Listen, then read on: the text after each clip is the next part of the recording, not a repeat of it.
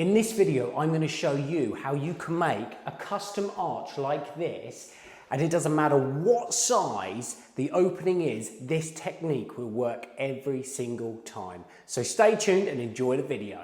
When it comes to installing arches and then plastering them, you've got two options. You can either buy prefabricated kits, which basically you attach to the corners, bond them in and then plaster them, or you can make the arches yourself out of plasterboard and battens, and then you can make the shape however you like.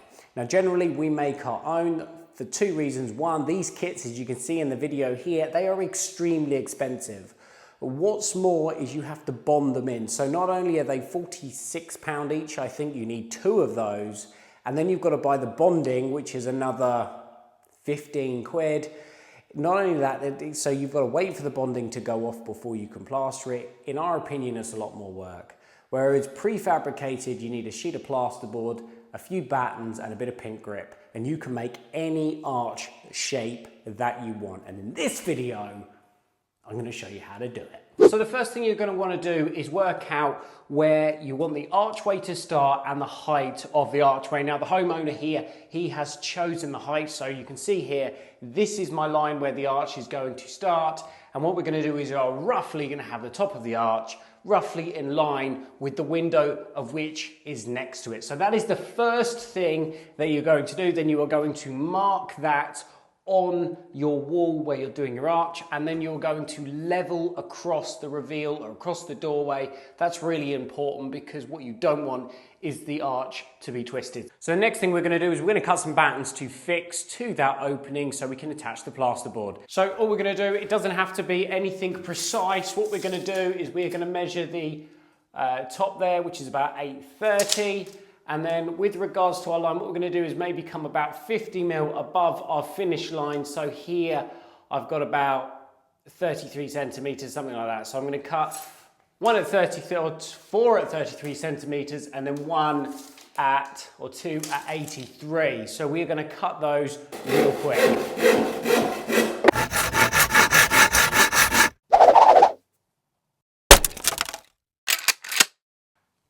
So now we've got all of our timber cut, we're going to pink grip those battens onto the opening. And then what we're going to do is we're going to set how far the timber has to go back from the edge using an offcut, the plaster that we're about to use. So stick the batten in, like so, and then just move the batten so that it's flush. And then the last thing that I really like to do is just use a bit of the pink grip once the battens are all in place, and I just like to smear a bead just behind the battens. Now, admittedly, this isn't actually necessary because pink grip is incredibly strong. Right, okay, so that pink grip has now given 20 minutes, 30 minutes, something like that, just to pull in. You can see that is nice and firm, certainly firm enough to be able to fix a few screws in. So it's a really good, quick way of fixing battens without having to screw and plug. Trust me, once you've tried it once, you'll be like, why have I not done this before? But anyway, now what we're going to do is we're going to cut our plasterboard to fit this section here. Now this bit does have to be accurate. It's not very difficult, but essentially all you're looking to do is measure the width and the height and just make sure that either end matches up with your two lines. That is really important. It's better in a way to be a little bit small and bring the board down, but those 2 points you want to hit that line. Now what I've already done is I've gone ahead and I've cut the boards already. Now what I like to do to really help improve accuracy, because marking this up is so important, what I like to do is just put a couple of screws in the boards like so. So now this board is fixed in place. What that is then going to enable me to do is to find the exact center point of the opening rather than finding the center point just off the board, which potentially could be 2, 3, 4 mil shorter. We want this to be exactly right. So that's my plumb point, and then I am going to get my maximum head height, which is here. So that is the top of my arch, and that is our center point. We don't really care about any of this stuff. Now what I'm going to do is I'm going to repeat the process on the opposite side. The reason why we aren't going to just literally lay the two boards on top of each other and just cut that round is because the other side is ever so slightly wider, so I need to get the center points in the right place. So I'm going to find the center point on the other side. Okay, so what we're going to do now is we are going to form the shape. Now this is an awful lot easier than possibly it sounds, and the best way to do it is literally with nothing but a piece of string. The only string I've got is a chalk line, but any old piece of string and a pencil. Now this is actually surprisingly easy, and this works regardless of how big or small the arch is. But this is the technique that you use to get a consistent shape. Now all you're going to do is you're going to have your center line and then run that center line through, and all you're going to do is put the pencil on the very top of the arch and then find a reference point on that center line and then just move your pencil across to the corner. Now what you want is for all 3 points to touch. Now if they don't, just pull the pencil down, pull the string down ever so slightly. You may have to extend the string. It just takes a little bit of backwards and forwards essentially to get to the point where all 3 touch. If you've got your center line marked correctly, you will hit all 3 points.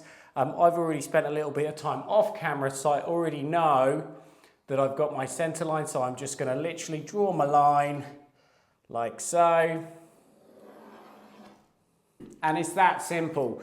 The rest, all you have to do now is stack the 2 boards together, and usually we find it's easier to cut them both at the same time because then you know they're exactly the same. However, if that's a pain, just cut one of them and then mark out using the other one as a template and cut the other one out. But there is your shape. It's a perfect arch for the opening that you have. Let's cut this and put it up. Just as a little bit of a bonus tip, it's really helpful if you just mark the thickness of the board on the underside of the plasterboard before you fix it to the timber, and then just run a pencil round like so. That's a really handy reference point which you're going to use a little bit later on in the video.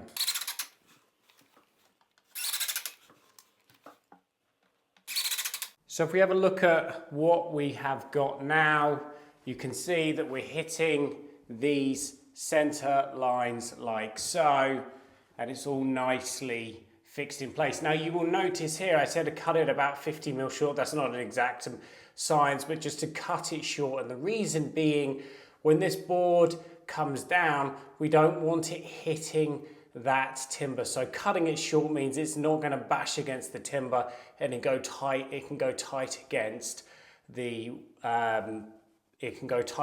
wall. So the next stage now is we are going to cut timbers to basically be screwed on the inside, going all the way around the arch.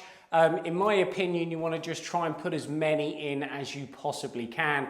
I've only got so much timber left, so I'll probably just go until I run out of timber. Right, so this is hopefully what your arch should be looking like now. We've got a nice gap around here to take the plasterboard, but that has all been battened out relatively evenly. Now we can fix the plasterboard for the underside. So now we have to work out what the length of the underside of the arch is. Now the easiest way to do this, in our opinion, is to use the offcut like so, and then use your string that you used before, and then literally just use the string on the edge and then run it all the way around the arch like so. And then once you've reached the end, pinch that there, and that is the length that you need to go in there. So what we're going to do is just transfer that mark and then cut that down. So what we've done here is we have marked on the back of the board. We've actually done 1 inch increments that we are just going to run a knife through very quickly. Doesn't have to be too fancy. Now we are using a square, and we do recommend using a square so that the board snaps evenly. The last thing you want is one of these score marks to be slightly off square, and it will throw the whole arch out and it won't screw up properly. So we have gone ahead and started inserting the plasterboard. I must admit, I thought the camera was rolling. Unfortunately, it wasn't. So all we've done is literally started at one end and then worked along the board, screwing either side. And there is our arch formed. Now, I mentioned early on in the video about scoring that line on the inside, and then we were going to infill the plasterboard in between the two outside sheets. Now, what is the reason for not going across the top here, which in a way would actually be easier? And the reason being is because your score cutting the plasterboard, it essentially breaks in little segments. It's not a nice, neat curve like it is when you cut the arch in the first place. Now, the beads that we're going to use, and I'll show you in a second, they are flexible beads. And what is really easy to happen is that you get little kinks in the bead where the bead is following those little segments. So if you put the board on the inside and allow that curve to be the reference point for the bead, you'll get a much better looking arch. So that's a pro tip there, have the board on the inside. It's a little bit more work, but you'll get a better finish. Now for me, when it comes to taping, I prefer to run the scrim tape before I put the bead on. And the reason being is because anyone that knows anything about flexible beads, there isn't a very big knuckle on the bead to put plaster in. So it's better to have the scrim tape on the underside of the bead rather than the top. Now, because this is timber against existing brick walls, I would be generous on the tape to make sure it doesn't crack. So we always recommend trebling up your scrim tape, like so. So you're taping the crack, and then you're going either side of that tape just to really help alleviate any chance of cracking. And then we're going to PVA those plasterboard cuts. That's definitely a pro tip. You'll get a much nicer finish if all of those cuts of plasterboard, you whack a bit of PVA on. That way the bead won't dry out faster than the arch as a whole. Right, on to the flexible beads themselves. This is pretty much the final part of your project before plastering. Now we have to use what are called arch beads. They're here, they're very, very flexible. Now, though they are great for archways, they're not great when it comes to beads. There's literally, I don't know how clear that is, there's just a tiny knuckle on there. So you've got to be so careful not to overfix these. Now, many people might have fixed these on. Personally, I'm not a fan of that, because if you need to adjust the bead, you're screwed because you've glued it in place. But quite simply, what we want to do is just offer the bead up. So it's pretty obvious which way it goes. So offer the bead up to the bottom there, and then just run it round very carefully, and then just basically eyeball where the bottom of the arch is. That's literally all I'm going to do. There's no science to this. Usually, if you're not sure, cut it a little bit long and then fine tune it. Like so. These are only plastic. Like I say, they're very handy for arches, but other than that, they absolutely suck. So just make sure that the bead is sitting relatively square, because any little twist, and it's an absolute pain in the butt to skim these beads in. So keep it nice and square. Now I'm just going to tack a staple in there just to hold it in place. Now the key, as I've said already, with these beads is less fixing is better. So, and the reason being is basically everywhere you put a fixing, that bead's gonna then kink. So it's gonna basically be pushed in tight. So usually I try and do the absolute bare minimum. So I've got one at the top, one on either side. I bought a new stapler.